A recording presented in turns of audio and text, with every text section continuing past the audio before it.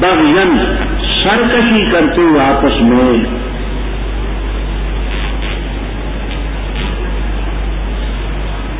الا الذین اوتوا، اب اس کو ساتھ میں لائیں گے تو مانا یوں ہوں گے، اور نہیں اختلاف کیا حق میں مگر ان لوگوں نے جن کو دی گئی کتاب بعد اس کے کہ ان کے پاس واضح دلیلیں آئیں، نہیں اختلاف کیا انہوں نے سرکشی کے طور پر، تو بغیے کے مقابلے میں رشدن ہے، تو مانا یہ ہوگا کہ انہوں نے اختلاف کیا ہے بھلائی کے طور پر، بغی نہیں کیا، تو یہ تو مقصود کے خلاف ہے۔ ان کا جو اختلاف تھا تو سرکشی کے طور پر تھا، یہ میں نے کیا کہا،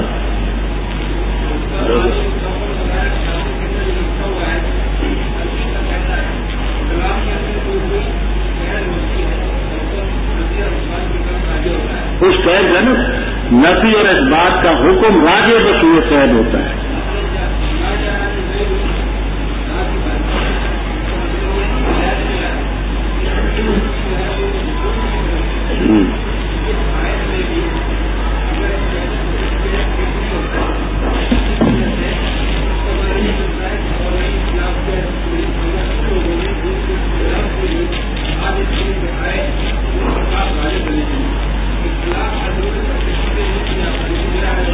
تو یہ اختلاف کو انہوں نے بغین سرکشی کے طور پر اختلاف نہیں کیا، تو بغین کے مقابلے میں تو رشدن ہے، ہدایتن ہے، تو مانا یہ ہوگا کہ انہوں نے جو اختلاف کیا رشدن و ہدایتن کیا، بغین نہیں کیا، تو یہ تو مقصد کے خلاف ہے۔ آسان جواب وہ ہے جو جلالین میں، باقی طویل ہے، وہ کہتے اس میں تقدیم اور تاخیر ہے، وہ کیسے وہ مختلف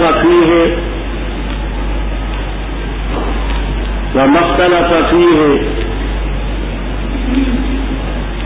من بعد ما جاءتهم البینات بغیا بینہم الا الذین اوتوہ، یہ استثناء کو مقدم سمجھتے ہیں، ومختلف فیہ من بعد ما جاءتهم البینات بغیا بینہم،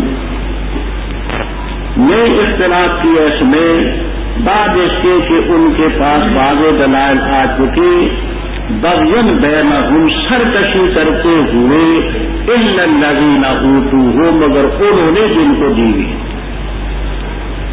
صاحب جلالین سیوطی رحمہ اللہ تعالیٰ فرماتے ہیں کہ یہ استثناء مقدم ہے، تو اصل یہ ہے ومختلف فیہ من بعد ما جاءتهم البینات بغیا بینہم الا الذین اوتوہ، مگر انہوں نے جن کو یہ کتاب دی گئی انہوں نے کیا، تو تقدیم تاخیر مانتے۔ دوسرا صاحب کشاف وغیرہ کہتے ہیں کہ یہاں اختلافوں کا لفظ الگ نکالا، مانا یوں کرتے ہیں اور بھی اختلاف کیا حق میں مگر ان لوگوں نے جن کو دی گئی کتاب بعد اس کے واضح دلیلیں آ چکی، اختلافوں بغیا بینہم، انہوں نے سرکشی کرتے ہوئے اختلاف کیا، بس اللہ نے ہدایت دی ان کو جو ایمان لائے، اس چیز کی طرح جس میں انہوں نے اختلاف کیا تھا حق کے اندر بے اذن، واللہ یہدی من یشاء الی صراط مستقیم۔ اوپر اختلاف کا ذکر کہ لوگ آپس میں اختلاف کرتے رہے، اس اختلاف میں لڑائی کی نوبت بھی آتی ہے، جنگ بھی ہوتی ہے، جہاد بھی ہوتا ہے، تکلیفیں بھی اٹھانی پڑتی ہے، تو اللہ تعالیٰ فرماتے ہیں اے مومنو کیا تم خیال کرتے ہو کہ تم جنت میں داخل ہو جاؤ گے، اور ابھی تک تمہارے پاس ان لوگوں کی مثالیں نہیں ہیں جو تم سے پہلے گزر چکے، بڑی بڑی تکلیفیں آئیں، مستہم الباساء والضراء، علامہ اظہری رحمہ اللہ تعالیٰ کے حوالے سے میں عرض کر چکا ہوں باساء و ضراء کا مطلب مالی پریشانیاں بھی بدی، اور ایسے حالات پیدا کر دیے گئے کہ زلزلے کی کیفیت، حقیقتاً زلزلہ مراد نہیں ہے، جیسے زلزلے میں افراتفری ہوتی ہے تو زلزلے کی سی کیفیت ان پر جاری کی گئی، حتی یقول الرسول والذین آمنوا معه متی نصر اللہ، آواز آئی الا ان نصر اللہ قریب۔ ہمارے حضرت مرحوم مولانا حسین علی صاحب رحمہ اللہ تعالی یہ ربط دیتے تھے کہ پہلے چونکہ یہاں ضمن جہاد کا ذکر ہے، آگے ساتھ انفاق کا ذکر ہے، اور مسلمانوں کو چند چیزیں پوچھنے کی ضرورت پیش آئی۔ انہوں نے یسألونک ماذا ينفقون، پھر آگے یسألونک عن الشہر الحرام، پھر آگے یسألونک عن الخمر والمیسر، یسألونک عن الیتامى، پھر آگے یسألونک عن المحیض۔ وہ یسألونا کا ربط جوڑتے کہ یہ اشکالات پیش آئے، یہ بھی سوال کیا، یہ بھی کیا، یہ بھی کیا، یہ بھی کیا۔ اور اس انفاق کا جہاد سے تعلق تو واضح ہے کہ اوپر ضمن جہاد کا ذکر ہے، آگے انفاق کا ذکر بھی ہے کہ اللہ کے راستے میں مال کریں۔ سوال کرتے کیا کچھ خرچ کریں، تو کہہ دے ماں انفاق، تم جو بھی خرچ کرو مال سے، بس ماں باپ، قریبی رشتے داروں، یتیموں، مسکینوں، مسافروں، ان کا مقصد یہ تھا کہ کتنی مقدار کا ہو۔ اللہ تعالیٰ نے مقدار ان کے حوالے کر دی، ما انفقتم، جو بھی تم، وہ تمہاری ثوابی کر، اتنی تمہیں توفیق ہو۔ ہاں مصارف یہ ہیں، ان مصارف میں جو بھی خیر کرو گے اللہ تعالیٰ اس کو بخوبی جانتا ہے۔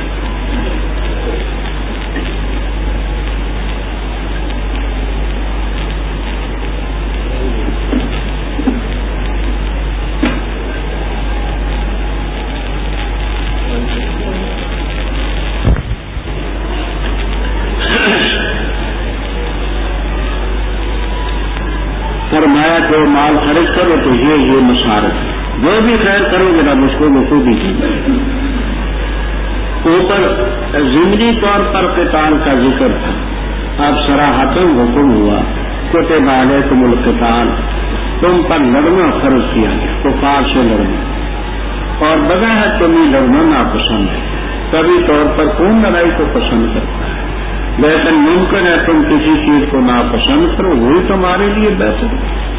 ممکن ہے کسی چیز کو تم پسند کرو اور وہ تمہارے لیے بری ہے۔ ترک جہاد کو تم تب ہم پسند کرتے ہے برا، کافروں کا غلبہ ہوگا، قوت ہوگی، اسلام کے لیے رکاوٹیں، واللہ یعلم وانتم لا تعلمون۔ یسألونک کا سوال کرتے ہیں تو اس سے عزت والے مہینے کے بارے میں، قتال فیہ کہ اس میں لڑائی کیسی ہے، تو کہہ دے لڑنا اس میں بڑا ہے، اور روکنا اللہ کے راستے سے، اور انکار کرنا اللہ تعالیٰ کا، اور مسجد حرام سے روکنا، اور نکالنا وہاں کے باشندوں کو اس سے، یہ بہت بڑا اللہ تعالیٰ کے ہاں، اور فتنہ بڑا قتل، اور وہ ہمیشہ تم سے لڑتے رہیں گے یہاں تک کہ تمہیں لوٹا دے تمہارے دین سے، اگر انہوں نے طاقت رکھی۔ اور جو شخص پھر گیا تم میں سے اپنے دین سے، بس مرا اس حالت میں کہ وہ کافر ہے، بس وہ لوگ ہیں خبر ہو چکے ان کی اعمال دنیا اور آخرت میں، اور وہ لوگ ہیں اصحاب النار، وہ اس میں ہمیشہ رہا کریں گے۔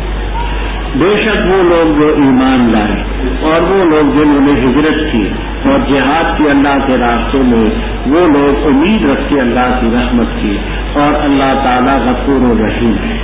سوال کرتے تو اس سے شراب اور جوئے کے بارے میں، تو کہہ دے ان دونوں میں گناہ ہے بڑا، اور کچھ نفع بھی ہیں لوگوں کے لیے، اور گناہ ان کا بڑا ہے ان کے نفع سے۔ اور سوال کرتے تو اس سے کیا کچھ خرچ کریں، تو کہہ دے العفو، بچا ہوا۔ اسی طرح بیان کرتے اللہ تعالیٰ تمہارے لیے آیات کو، تاکہ تم فکر کرو دنیا اور آخرت کے بارے میں۔ اور سوال کرتے تو اس سے یتیموں کے بارے میں، تو کہہ دے اصلاح ان کے لیے بہتر ہے، اور اگر تخالطوہم ان کو ملاؤ گے تم تو بس بھائی ہے وہ تمہارے، اور اللہ تعالیٰ جانتا ہے فساد کرنے والے کو مصلح سے، اصلاح کرنے والے سے۔ اور اگر اللہ تعالیٰ چاہتا لَأَعْمَتَكُمْ، البتہ تمہیں مشقت میں ڈال دیتا، بے شک اللہ تعالیٰ غالب حکمت والا ہے۔ اور نہ نکاح کرو مشرک عورتوں سے یہاں تک کہ ایمان لائے، اور البتہ لونڈی مومنہ بہتر ہے مشرکہ سے اگرچہ وہ مشرکہ تمہیں تعجب میں ڈالے، اور نہ نکاح کر کے دو مشرکوں کو یہاں تک کہ وہ ایمان لائے، اور البتہ غلام مومن بہتر ہے مشرک سے اگرچہ وہ تمہیں تعجب میں ڈالے۔ وہ لوگ یدعون الی النار، دعوت دیتے آگ کی طرف، اور اللہ تعالیٰ دعوت دیتے جنت اور مغفرت کی طرف، بے اپنے علم سے، اور بیان کرتے اپنی آیات لوگوں کے لیے لعلہم یتذکرون، تاکہ وہ نصیحت حاصل کریں۔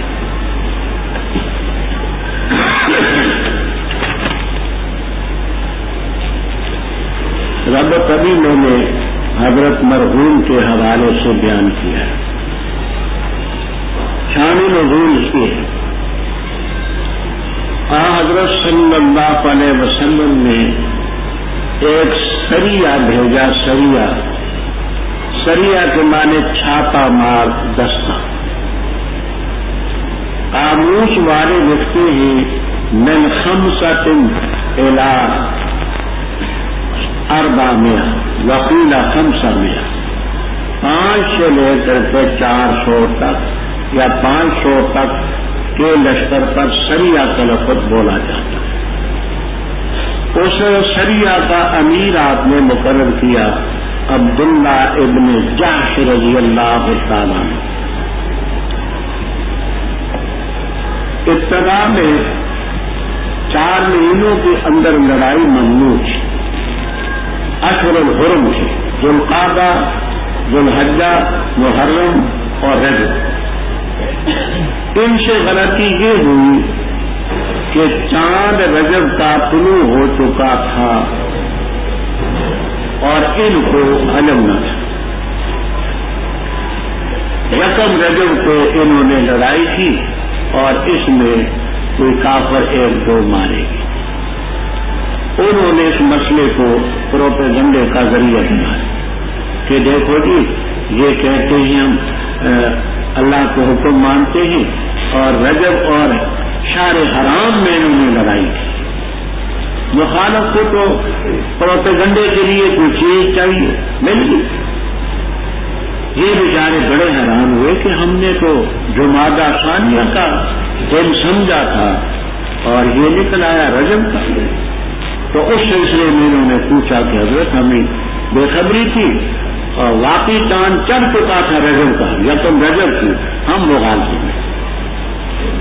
یا سالونہ کا سوال کرتے تو اسے شہر حرام کے بارے میں، رجب کے مہینے میں لڑائی کہ طالب کیے یہ بدل اشتمال ہے شہر حرام سے، بدل اشتمال شہر حرام میں لڑنے کے بارے میں پوچھتے ہیں تو کہہ دے واقعی لڑنا بھی اس میں بڑی ہے، لیکن دوسری چیزیں بھی تو دیکھو نا، اللہ تعالیٰ کے راستے سے روکنا، اللہ تعالیٰ کے حکموں کا انکار کرنا، مسجد حرام سے روکنا، وہاں کاشندوں کو نکالنا، یہ اکبر اہمیت۔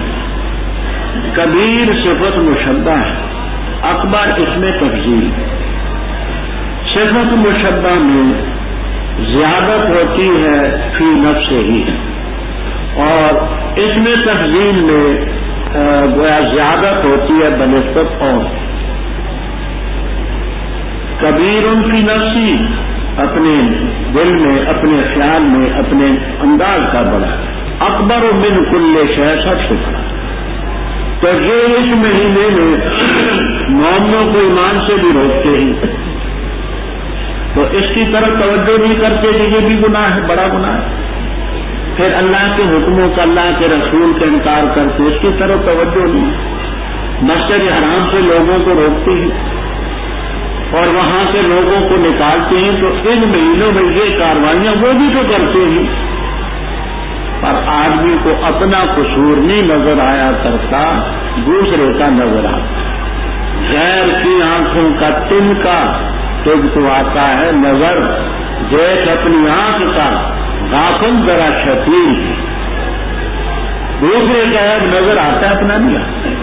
تو یہ پہ اعتراض کرتے ہیں کہ دیکھو جی رجب میں لڑائی ہوئی، تو یہ دوسری باتیں جو ہیں یہ تو اس مہینے میں بھی کرتے ہیں، اور فتنہ قتل سے بھی بڑھا، تو وہ تو کی تصویر آگے فرمایا یہ لوگ ہمیشہ تمہارے ساتھ لڑتے رہیں گے یہاں تک کہ تمہیں تمہارے دین سے لوٹا دے، اگر ان کی طاقت ہوئی کہ تمہارے خلاف ہمیشہ لڑے۔ جو دین سے پھرا مرا اس حالت میں کہ کافر ہے، ان کے اعمال دنیا اور آخرت میں خبر ہے۔ اب یہاں خاصی تفصیل ہے، روح المعانی، قرطبی، معالم التنزیل وغیرہ وغیرہ تفسیروں میں مختصر بات عرض کرتا ہوں۔ جو آدمی مرتد ہو، مرتد ہونے کے بعد اعمال ہوں پھر دنیا کے اعمال بھی بات، نکاح ٹوٹ گیا، کسی مسلمان سے اس کو وراثت نہیں مل سکتی، اس کے ہاتھ کا ذبیحہ جائز نہیں، مسلمانوں کے قبرستان میں اس کو دفن نہیں کیا جا سکتا وغیرہ، یہ دنیاوی احکام۔ اور اخروی احکام جو ہیں وہ یہ ہے کہ جو نیکی اس نے کی تھی سب برباد ہوگی اور آخرت میں ہمیشہ ہمیشہ دوزخ میں رہے گا۔ اس مسئلے میں اختلاف ہے کہ اگر کوئی شخص علیاذ باللہ مرتد ہونے کے بعد پھر مسلمان ہو جائے سچے دل سے، تو مرتد ہونے سے پہلے جو اعمال باطل ہو چکے تھے وہ پھر اس کو ملیں گے۔ امام شافعی رحمہ اللہ تعالیٰ کا موقف یہ ہے کہ ملیں گے۔ امام ابو حنیفہ رحمہ اللہ تعالیٰ و روایت شہیرت عن مالک رحمہ اللہ تعالیٰ، امام ابو حنیفہ رحمہ اللہ تعالیٰ اور امام مالک رحمہ اللہ تعالیٰ فرماتے ہیں کہ پہلے کے اعمال نہیں ملیں گے۔ صحیح معنی میں ایمان لانے کے بعد آئندہ جو عمل کرے گا وہ، کیونکہ وہ پہلے حبطت اعمال متوقع رکھے۔ اب اس کا نتیجہ یہ ہوگا اگر اس نے پہلے حج کیا تھا وہ تو باطل ہو گیا، اب مسلمان ہو گیا تھا، مسلمان ہونے کے بعد اگر یہ مالدار ہے تو نئے سرے سے حج ہو۔ امام ابو حنیفہ رحمہ اللہ تعالیٰ کا یہ ہے، اور امام شافعی رحمہ اللہ تعالیٰ فرماتے ہیں کہ نہیں، وہ پہلے حج کا حکم لوٹ آئے گا، جدید حج کر دیا۔ تو مرتد ہونے کے بعد اعمال دنیاوی بھی اخروی بھی اولئک اصحاب النار هم فیہا خالدون۔ اتنی بات تو ثابت ہوگی کہ ان مسلمانوں نے جو یکم رجب کو آدمی مارا تھا، لڑائی کی تھی، غلط فہمی کا شکار ہو کر کے گناہ تو کوئی نہ، اب یہ دیکھنا کہ ہمیں کچھ اجر بھی ملے گا یا نہیں۔ اللہ تعالیٰ فرماتے ہیں ملے گا، ان الذین آمنوا، بے شک وہ جو ایمان لائے، والذین ہاجروا وجاہدوا فی سبیل اللہ اولئک یرجون رحمت اللہ، اللہ کی رحمت کی امید ہے، واللہ غفور ہے۔ یسالونا کا ربط ابھی میں نے بیان کیا، یہ سوال بھی کیا شراب کے متعلق اور جوئے کے متعلق۔ شراب کے متعلق اسلام میں 4 دور گزرے۔ پہلا دور تھا سورہ نحل میں جو مکی صورت ہے، اللہ تعالیٰ نے نشے کی چیز کو احسان کی مد میں تتخذون منہ سکرن و رزقن حسن، سکرن و رزقن حسن، اس مقام پر شراب کو نعمتوں کی مد میں شمار کیا۔ حلال تھی شراب، پینے والے پیتے تھے۔ دوسرا دور یہ ہے، پوچھا آپ سے سوال کرتے ہیں شراب اور جوئے کے متعلق، تو کہہ دے فیہما اسم کبیر، ان میں گناہ بڑے، کچھ نفع بھی ہے لوگوں کے لیے لیکن گناہ کا پہلو نفع سے زیادہ، اس میں بھی حرمت نہیں آئی۔ لیکن یہ بتا دیا کہ کچھ فوائد بھی ہیں، نقصانات زیادہ ہیں۔ تیسرا دور ماں کے پارے میں آپ پڑھیں گے لا تقربوا الصلاۃ وانتم سکارا حتی تعلموا ما تقولون، کہ نماز کے اوقات میں مت پیو، آگے پیچھے جاؤ۔ چوتھا دور 7ویں پارے میں آئے گا انما الخمر والمیسر والازلام ریش من عمل الشیطان فاجتنبوہ، آخری پر قطعی طور پر حرام کر دیا گیا اور روکا گیا۔ تو فرمایا کہ ان میں کچھ نشے بھی ہیں۔ شیخ الرئیس نے ابن سینا نے اپنی قانون کی کتاب میں یہ لکھا ہے کہ مثلا شراب میں 50 فوائد ہیں، اعصاب کو تقویت پہنچاتی ہے، رگوں کو گویا کہ تقویت پہنچاتی ہے، رنگ صاف کرتی ہے، یہ ہے وہ۔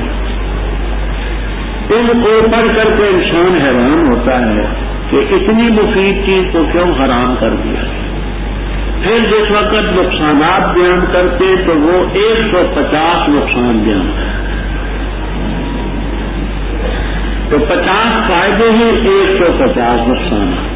طبی نقطہ نظر سے دوے میں یہ فائدہ ہے کہ بغیر مشقت کے پیسے جلدی ہاتھ میں آ جاتے، نفع بھی تو ہے، لیکن ان کے گناہ کا پہلو بہت زیادہ ہے۔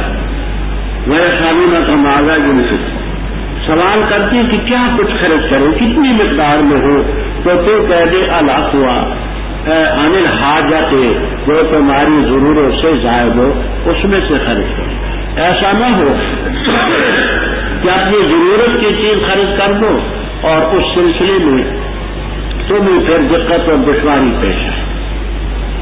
اسی طرح اللہ تعالیٰ آیات بیان کرتے ہیں تاکہ تم تتفکرون فی الدنیا اے فی امور الدنیا والآخرہ، دنیاوی امور کو بھی غور فکر سے سمجھو، آخرت کے امور۔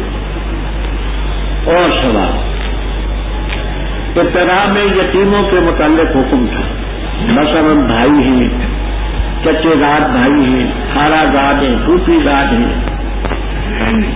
اور اس کی زیر نگرانی، تو حکم تھا کہ یتیم کا کھانا الگ پکے، اس کا سالن بھی الگ پکے، آٹا بھی الگ ڈھونڈا جائے، سب۔ آپ سمجھتے ہیں کہ گھروں میں بیویوں کے لیے یہ بڑا مشکل ہے۔